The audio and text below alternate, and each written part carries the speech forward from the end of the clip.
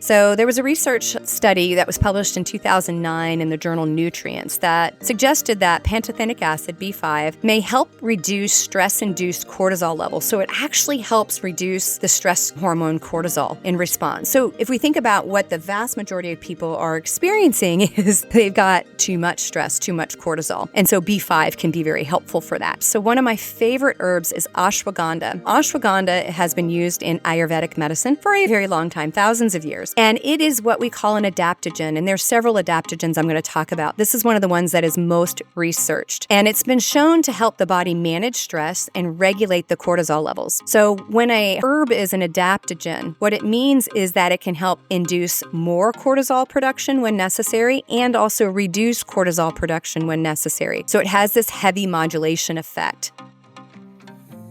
Have you been feeling off? You know what? Your hormones might be out of whack. Take my quiz to discover your personalized hormone imbalance and get a free report with your results. Learn what's really going on with your hormones and start feeling like yourself again. Just visit the website quiz.hormoneshelp.com to take the hormone quiz now. What if your hormone problems were broken down into one of 5 different categories? So over the next 4 to 5 weeks, I'm going to go over the major hormonal imbalances that really plague us as women in our 40s and 50s and beyond. And I'm starting today with the adrenal cortisol axis, what's really happening with our stress chemistry. So the take-home message here is we all have stress, and stress chemistry is your primary driver of your safety.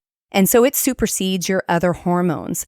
And when you look at the concern women have with all of their symptoms of perimenopause and menopause, often it's not just the change in sex hormones, it is actually the other hormones and the imbalances of the modern lifestyle that lead to a lot of the symptoms. So we're going to dig in today and we're going to go into how cortisol and adrenal function affect your other hormones. And I'm going to talk specifically about ingredients and some nutritional things that you can use, supplements to help. I've been in this industry for 20 years, and I've had 57,000 women take a quiz over the last 2 years about their hormones. And I have actually made a few products that actually answer the hormonal problems of these women. And so I'm going to talk a little bit about the ingredients in these products and how you can use different adrenal nutrients to support healthy cortisol metabolism. So let's dig into menopause mastery. All right, so as I was saying in the intro, your adrenal function, your stress response, is one of the primary important hormonal responses of the body. And I always say that our response to stress is really our body's survival mechanism. And it makes sense. If you look at what really happens in the wild, animals in the wild, when they are, let's say, getting chased, they get away or they are eaten. But their stress response is relatively short in duration unless they're starving. And truly, if you were to go check cortisol levels, which is your primary stress hormone that we talk about, and check it in animals in the wild, it wouldn't be high unless the animal is starving. So if there's no food available on the Serengeti and you were to go check the lions and tigers and antelope, they would probably all have high cortisol levels. But the problem is, in today's world, we have high stress chemistry all the time, because we are living that sort of lifestyle with modern technology, with modern problems, with modern traffic, with modern everything.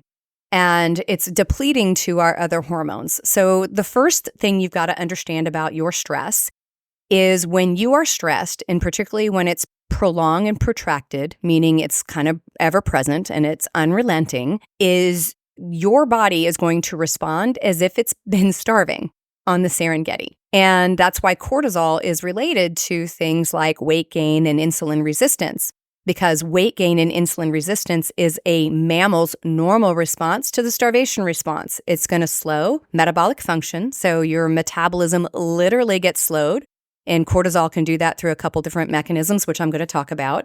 It's going to slow your metabolism, and it's also going to slow down your capacity to engage in activity. So as that adrenal function goes higher and the stress chemistry gets higher, your brain and hypothalamus, which is your director of the show, actually start to tell your body, hey, slow stuff down a little bit. Like, we need to slow down the engine because I don't want to burn more calories. I don't want to burn more fuel because I'm not going to have enough. So the reality is in the modern lifestyle is we are basically mimicking a starvation response to our biochemistry. And I always talk about the hormones as a symphony. And so in this analogy, if you haven't heard me talk about it before, your stress chemistry is your percussion.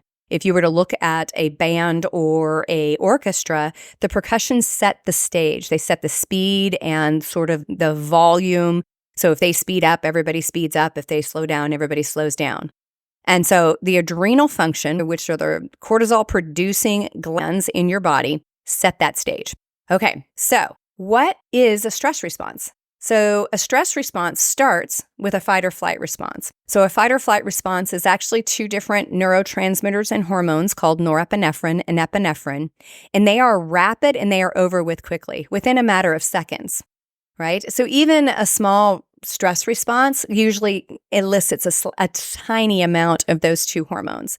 And then what happens is your body will then rush cortisol in behind it to then kind of buffer that initial fight or flight response and then to continue it if necessary. So the first thing you got to understand is that fight or flight is not what you're stuck in. You are stuck in a prolonged cortisol response, and you may have continuing incidences of fight or flight. PTSD is a good example of this, where they've got triggers that are constantly sort of triggering that fight or flight. But you couldn't stay in a fight or flight for a really long time. Literally, you would fray the ends of your nerves. Our bodies were not designed to do that. So essentially, fight or flight is this very short-term response, and then the prolonged cortisol is a long-term response. And that is put out by your adrenal glands. And norepinephrine and epinephrine are also put out by the brain as neurotransmitters. Inside the brain, they act very strongly, right? We're going to get, changes in dilation of the pupils. Our brain gets kind of laser focused into what we need to do, mostly to kind of save ourselves. And in the short term, we have sharp memory, but then things get fuzzy afterwards. Now, when we have prolonged cortisol in the brain, that actually beats up on the receptors for your feel-good chemistry like dopamine and serotonin. So we get a downplay of the feel-good chemistry when we've been stressed out a lot. So that's the mechanics of the production of cortisol. And so essentially, we get fight or flight, we get cortisol, and then cortisol should come down. It's when it doesn't that it becomes a problem. And so there's a lot of nutrients that go into this process. We need our B vitamins, we need vitamin C, we need magnesium. Those are all nutrients that are part of the process of production of cortisol. Also, we need LDL cholesterol as a precursor to your steroid hormones, which cortisol is one of them. In most cases, even if you have cholesterol lowering support, in some cases, I'm not a huge fan of your statin drugs, but cardiovascular disease is a concern. And more recent research in the last 5 years really indicates that we need to watch particularly LDL and another carrier protein called apolipoprotein B. And so many people may be on, cholesterol lowering medication of some sort. And you don't worry, you can still produce LDL and you could still produce cortisol off of whatever amount of LDL you have, right? So your LDL gets made into your steroid hormone pathway. It gets made into pregnenolone. And then it has different routes at which it can go down to either make cortisol or make progesterone, right? In a woman, it's going to make a lot more progesterone when we're of cycling age, right? So you think of it, your body has kind of two rivers. It could send your pregnenolone down and it can choose, do I need progesterone or do I need cortisol? When we're stressed out a lot, your body will shift gears and basically the hypothalamus and the pituitary, which are your organs in the brain that sort of instruct the endocrine glands what to do. So they say, hey, adrenals, do this. Hey, ovaries, do this. They basically shift and tell the body, hey, we're stressed out. We need to make cortisol. Forget progesterone. Forget it. We don't need to make that. No need to have procreation going on. No need to be ready for fertility because we're not safe, right? So cortisol gets produced from that pathway. And then we have an enzyme that can convert cortisol to cortisone and back, right? So it goes back and forth. So one of the ways that we can look at adrenal function is we can actually check for, is that conversion between cortisol, which is active stress response, and cortisone, which is inactive controlling of stress response, what's the balance between the two? Because if they're wildly off, then that can show, let's say your cortisol is wildly high throughout the day relative to cortisone, then that is a sign that you've got overproduction of cortisol. And we do that through urinary testing, saliva testing. There's multiple ways to test it. But it's valuable to know because a single blood draw of your cortisol at, 7 o'clock in the morning just gives you that one point in the day. That may not tell you what you're doing throughout the entire day. So essentially, now we've got the production of cortisol and the ability to convert it to an inactive form called cortisone. So what ways can we manipulate the adrenal function, right? So now we know adrenals are up to it. We got it fight or flight, and we've got your prolonged protracted stress. To some degree, fight or flight in a healthy individual without PTSD, without a lot of trauma, is going to have a short-term response. And that's not something we have to worry a lot about, honestly, because it's also not under conscious control. You don't control fight or flight, right? You can learn ways to down-regulate that through meditation, through breathing exercises like Wim Hof. There's lots of ways to sort of down-regulate that fight or flight response to some degree. But to be honest, I look at it as that's a healthy response. If your body's kicking a fight or flight response in, and it's not because you've had trauma that is damaging your life, but it's because a car just broke through my window because they pulled up on the curb or whatever, that's an appropriate response. I should respond quickly. So when we're talking about modulating adrenal function, what we're really looking at is trying to modulate the function of cortisol. Right? We want to be able to have it respond, right, and turn it off. So that's the ultimate goal. We want to shut it down when we don't need it and allow it to go back to a normal resting rate. And we want it to be able to respond when it needs to respond. Because the reality is, if we have high cortisol for a long period of time, it ends up with metabolic derangement like insulin resistance, weight gain. We can see like hair loss on the head. We can see loss of muscle mass because excess cortisol is also catabolic. We are in a breakdown scenario. Even poor health, like viral and infections, are more likely. Recovery from injury and or surgeries is less capable because we also see a reduction in our ability to be anabolic, which is that rebuilding activity. So there's multiple reasons why we want to modulate that response. So let's talk about the ingredients that really help it, right? I'm going to dig in a little bit deeper. So like I said, I had 57,000 women take a quiz. And really, we have 5 major hormone areas that lead to the symptoms that most of us experience in our 40s and above, but we might have been experiencing before that because we may have had some problems in these hormones. And I think the big thing that people need to understand, and particularly women, is it's usually never one thing. For all the years I've been in practice, 20 years helping women with hormones and health and digestive and everything else, autoimmune function, I would always hear, I'm looking for the thing. And here's the reality, it's never just one thing. We're not that simple, right?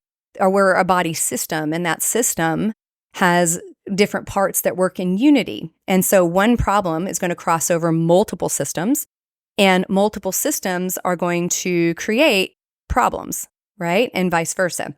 So the goal of this quiz was to help, number one, women figure out which one of these hormone imbalances is their primary imbalance. And I can tell you the adrenal one is the primary imbalance.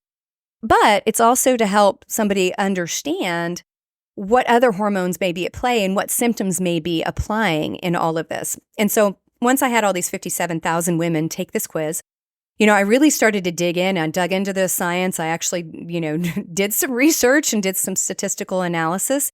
And I found all these common sort of pathway realities and symptom realities between these, 33 questions that people answered. And so this led me to start looking at not just the lifestyle stuff, which I'm going to talk about, but the supplements, the things that would be helpful to help reset some of these problems. I've been using supplements. I've used supplements long before I started doing this professionally, but I do use a lot of supplements when they can be effective. And I had found even with a lot of the brands that I was using, it was always one of those things where I wanted just this other ingredient, or I wanted to add just this other piece because of its, synergy with the other ingredients, and I couldn't find it. And so I've created my own products. I have 13 different products that help these 5 different hormonal imbalances, and you can use different combinations of them, but they're designed to really sort of reset these hormones. And I, as a nutritional biochemist, I love being able to manipulate the body with what we do with our lifestyle and exercise and food. And then nutrition's definitely part of that. So I'm going to go through some of the ingredients that I found in the literature to be most effective and most important. So first off is your B vitamins. I mentioned B vitamins and magnesium being very important to the stress response. because they're part of the ingredients. And actually think of your B vitamins as sort of cofactor ingredients. It's kind of like eggs in baking. There's never a time, or very rarely a time, that you bake something that there is not an egg involved. And think of your B vitamins as that. All of the B vitamins, B2, B5, B9, B12, all of those, B6, all play a role. But certain ones are really important for adrenal function. And the first one is B5, pantothenic acid, which is part of the B vitamins. It's a coenzyme. It's a synthesis of coenzyme A, which is important for hormone production. So your B vitamin B5 is really important for adrenal function and production, particularly cortisol, being able to manage it. And, a lot of times people ask me, well, what does the research say? So there was a research study that was published in 2009 in the journal Nutrients that suggested that pantothenic acid, B5, may help reduce stress-induced cortisol levels. So it actually helps reduce the stress hormone cortisol in response. So if we think about what the vast majority of people are experiencing is they've got too much stress, too much cortisol. And so B5 can be very helpful for that. If you love what you're hearing in this podcast and you really want to start working on your hormones naturally, you can get a 10% discount. Go to metabolicblueprint.com/pod, POD 10, and you'll receive 10% off your order. And again, that's metabolicblueprint.com/POD 10. Get your hormones balanced today. I'm going to go through several herbs. So one of my favorite herbs is ashwagandha. Ashwagandha has been used in Ayurvedic medicine for a very long time, thousands of years. And it is what we call an adaptogen. And there's several adaptogens I'm going to talk about. This is one of the ones that is most researched. And it's been shown to help the body manage stress and regulate the cortisol levels. So when a herb is an adaptogen, what it means is that it can help induce more cortisol production when necessary and also reduce cortisol production when necessary. So it has this heavy modulation effect. And there was a randomized double-blind placebo-controlled study, which is the gold standard of studies. And it was the Journal of Evidence-Based Complementary and Alternative Medicine in 2017, found that the participants that were taking ashwagandha extract had significantly lower cortisol levels compared to the placebo group. And when they cross over, that means that when they've got a double-blind placebo-controlled, they basically have one group that's taking a placebo and the other group that's not. And they're taking the actual ingredient and then they're comparing. And they actually looked at the cortisol levels and showed that ashwagandha had a direct effect on the cortisol levels. Some of my other favorite ones as adaptogens are rosacea, Siberian ginseng, and American ginseng. And so if we look at these, again, they're all adaptogens. There was a study done in phytotherapy research that suggests that rhodiola may help reduce cortisol levels as well. Siberian ginseng and American ginseng are a little more stimulating in a positive way. So they help the body rally energy when necessary, particularly Siberian ginseng. So the people that are depleted, right? A lot of the women I see in their 50s, they've had high cortisol for a couple decades, and now they're just depleted. They're worn out, and they actually need energy during the day. So they need to be able to adapt to create some energy during the day, but they need to get quality sleep at night, and it's hard for them to get both. So the ginseng family is really adaptogens that can do that. For instance, if we talk about the research, the Chinese Journal of Physiology in 2009 found Siberian ginseng helped reduce cortisol levels in athletes during high-intensity exercise.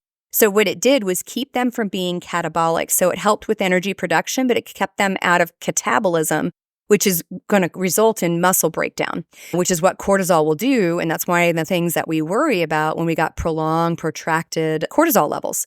And then if we look at American ginseng, which is a slightly different ginseng product, it's Psychopharmacology in 2010, it's a journal, found that American ginseng reduced the increased cortisol levels following a stress test.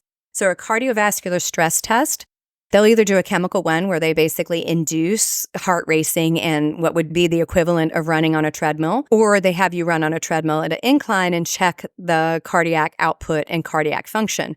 It's very stressful, right? That's the whole idea, and we want to see how the heart functions under stress response. Well, if you took American ginseng before taking that you would actually show an improvement in cortisol response. One of my other favorite ingredients is a thing called gotu kola. So gotu kola is also a herb that can help support adrenal function by reducing stress response. And there was a really good study that came out in 2016 in the Journal of Ethnopharmacology. And what they showed is that it has a very strong anti-anxiety effect. So the other thing I think is very insidious with stress is a lot of times it gets perceived by ourselves and by medical professionals as anxiety when it's really stress related, right? It's the stress that drives the heart rate up, that drives the sympathetic drive, that makes us feel scattered and overwhelmed. And it's really the stress response doing it. It's not just in the brain. It's not a lack of GABA or serotonin. It's truly a stress response that leaves us feeling anxious. So I love gotu kola for that. And then noni is known as a fruit, and morinda is also what it's called.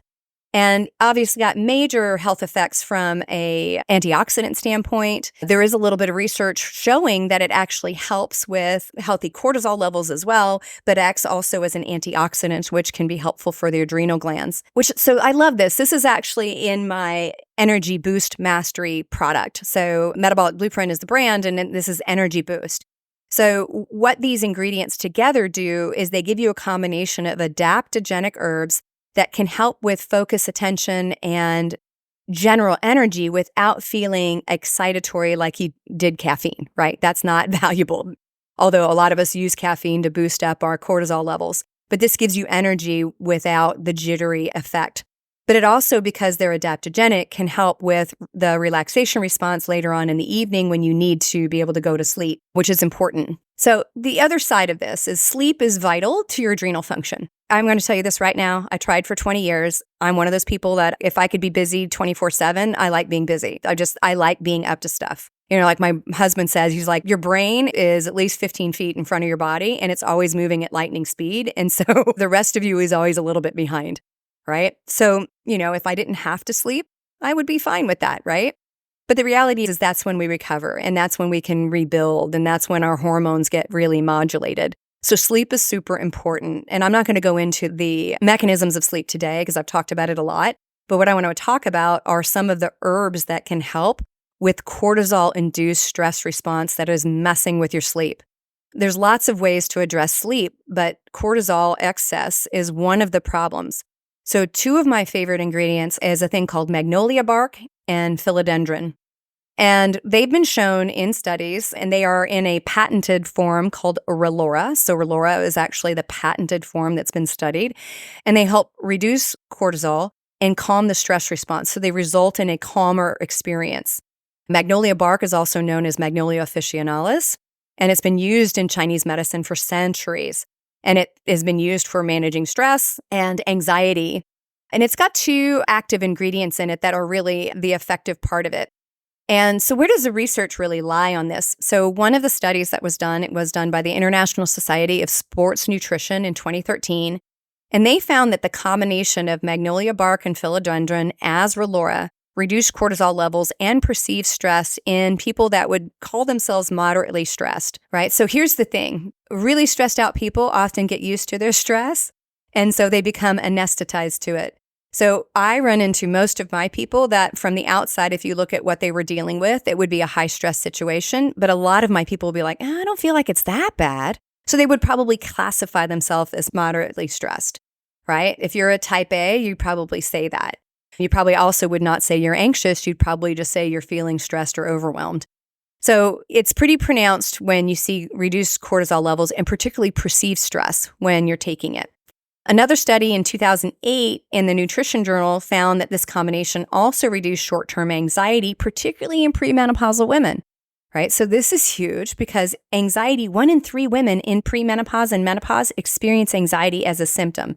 Part of it is a loss of estrogen and progesterone, but the other part is the cortisol that's also playing around in the background. So what's really happening here is magnolia bark is thought to work by modulating the GABA receptors in the brain, which GABA is our major anti-anxiety neurotransmitter, and it helps us relax. And so magnolia helps kind of turn on those receptors, which help promote relaxation and reduce stress. Philodendron, also known as cork tree, which was also used in Chinese medicine, contains a stress-relieving form of berberine. Berberine we're going to talk about when I talk about blood sugar because I love berberine. But there's compounds in berberine that also have stress-reducing activities. So most of these, again, were studied in combination, so philodendron and magnolia as the form of Rilora.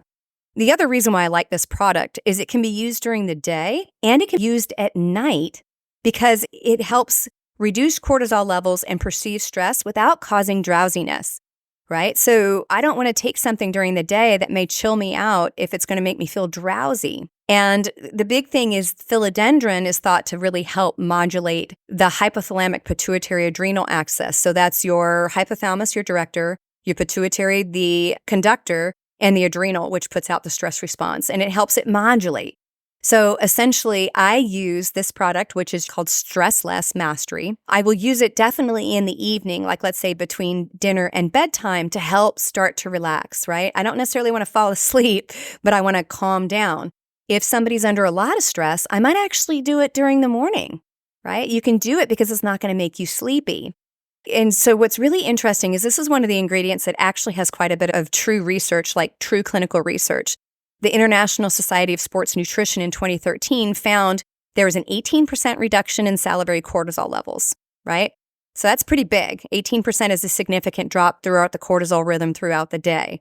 There was 11% decrease in overall stress response and 13% in tension, so that feeling of tension. And there was improvements in global mood state, so overall, mood was good, and sleep quality. So Stress Less Mastery is the metabolic blueprint product that I really love for that. Again, it's calming and relaxing, but not sleep-inducing. So now, if we look at the other side of this, the other side of this is blood sugar control. A lot of people are really stressed out because they're not managing their dietary intake, the food that they eat, how they eat, when they eat properly, and their blood sugar's all over the place, and that makes you feel stressed out, and it induces a cortisol response.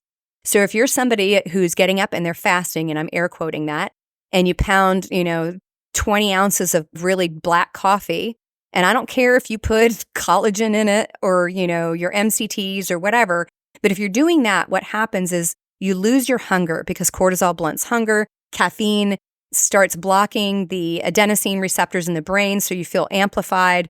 And so you aren't hungry. And people go, well, I just don't wake up hungry in the morning. And I'm like, well, if you didn't do a lot of coffee, you might be hungry. So I see a lot of people who are inappropriate fasting by, basically cranking up their cortisol system and running through the day, right? So if I do that, and then let's say I do eat and I eat haphazardly or I don't get enough protein, then I end up on a blood sugar roller coaster. And what's important here, I'm not going to go into the blood sugar component in detail today, but what I'm going to do is talk about the adrenal side of it. When your blood sugar's all over the place, it drives cortisol up, which makes you insulin resistant, which makes you break down more muscle, which makes you more likely to store fat. And it's also going to result in less high quality energy, right? You're not going to have high quality energy. Your brain is going to feel it because your brain is one of your primary users of glucose. So the ingredients that are really important to blood sugar is biotin, right? So biotin is important to glucose metabolism. And biotin supplementation was found in the Journal of Diabetes and Metabolism Research and Review in 2008. They found that biotin supplementation actually improved glycemic control in diabetics. So biotin as a B vitamin is a regulator of glycemic control, and that's very important. Zinc is also involved in insulin synthesis and signaling. So if you are zinc deficient, which is the most common mineral deficiency on the planet, you're going to have problems with insulin synthesis and signaling. And if you genetically are predisposed, you may also have a more likelihood to have insulin sensitivity problems with a lack of zinc. There are definitely genes that play a role there too. Now, there was a meta-analysis published in Diabetology and Metabolic Syndrome in 2019 that suggested that zinc supplementation obviously helps control people with diabetes. So zinc is also, just like biotin, it's important. Chromium as a mineral also enhances insulin sensitivity. That's been known for quite a while. It enhances the glycemic control and insulin sensitivity at the cell. Now, berberine and dihydroberberine, which is a derivative of berberine, is a compound that helps lower blood sugar by helping insulin work better and reduce the production of glucose out of the liver through gluconeogenesis. It is the closest thing we have nutritionally to metformin. right? Which is being studied again for longevity. That still remains to be seen, but definitely helps control blood sugar and can result in a lot of improvement in insulin sensitivity and also weight loss. So berberine, and particularly the more powerful version of it that we have in my product, Blood Sugar Mastery, is great at enhancing fat burning capacity and glucose metabolism. Lots and lots of studies have shown it. It's basically a very strong hypoglycemic agent, so it helps lower blood sugar. And so it is one of my favorite things. So I use it a lot because, again, I want to flatten the curve of the blood sugar increases and decreases, and berberine is probably one of the best things for that. Again, it's been studied. I can't even list how many journals. It's very clearly effective. Gemena silvestri, a lot of people may not have heard of this. This is a long-term herb used in Ayurvedic medicine, and it helps reduce sugar absorption in the intestines. So it actually slows how quickly sugar gets out into the intestines, probably has a little interaction with the GLP-1 receptors, and Gemena silvestri blunts sugar cravings, right? So if I'm taking Gemena silvestri, I have less sugar cravings. So if you are a chocolate or sugar driven person, Gemena silvestri is a fabulous ingredient to help reduce that. There was a study produced in Diabetes, Obesity, and Metabolism in 2007 that found that Gemena silvestri actually reduced hemoglobin A1C levels in type 2 diabetic patients. So that's pretty profound, very effective.